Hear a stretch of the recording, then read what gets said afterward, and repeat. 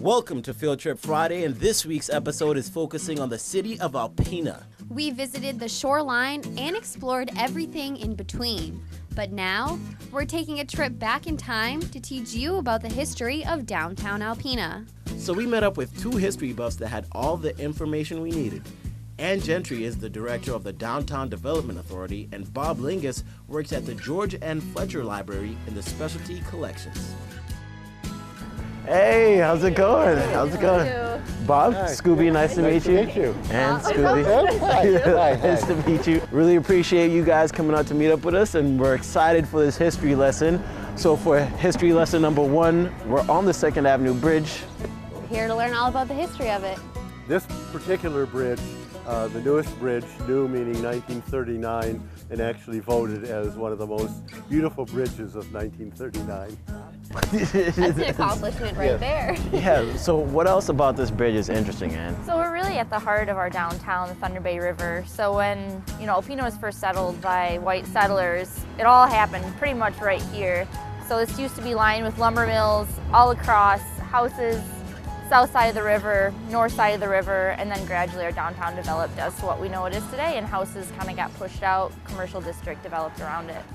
Now it was time for us to head over to one of Alpena's most popular buildings way back when, and even right now.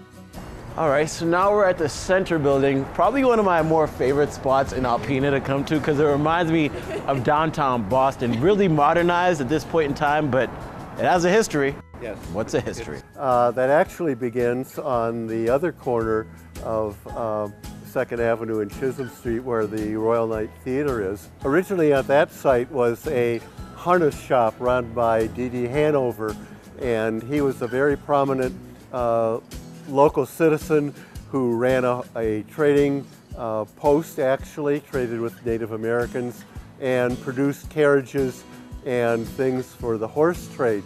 He was a very progressive man, and looking forward, he saw that the automobile was the coming thing, and he actually became the first president of the Alpena Motor Car Company, which produced the Alpena Flyer automobile that you see at the Besser Museum. As he became more prosperous, he expanded and constructed this building, which opened in 1903 as a commercial building. Scoops is one of the most popular and delicious spots come springtime in Alpena. But I bet what you didn't know is how much history and beauty lies inside.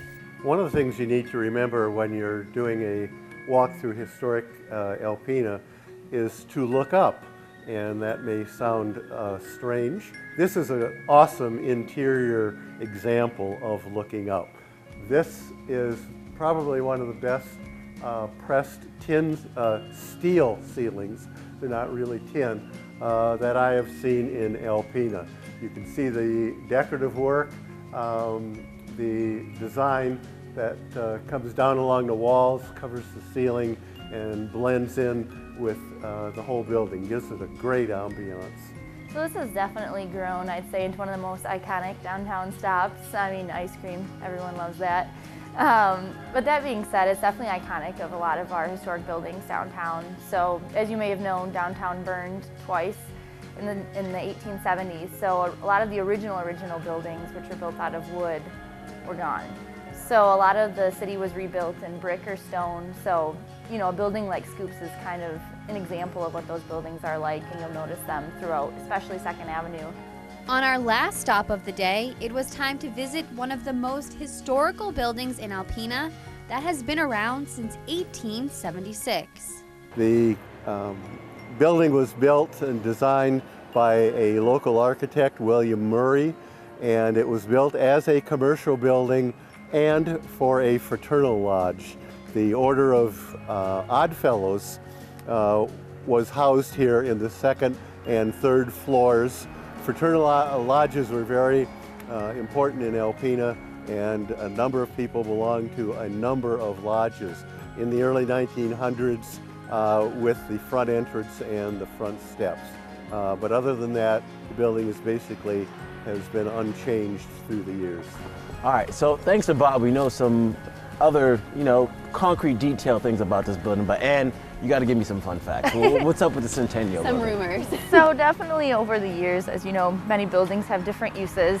One thing I've heard about this building is that in the basement there used to be a topless bar throughout maybe the 80s and 90s. Oh. Just stories I've heard. Just stories.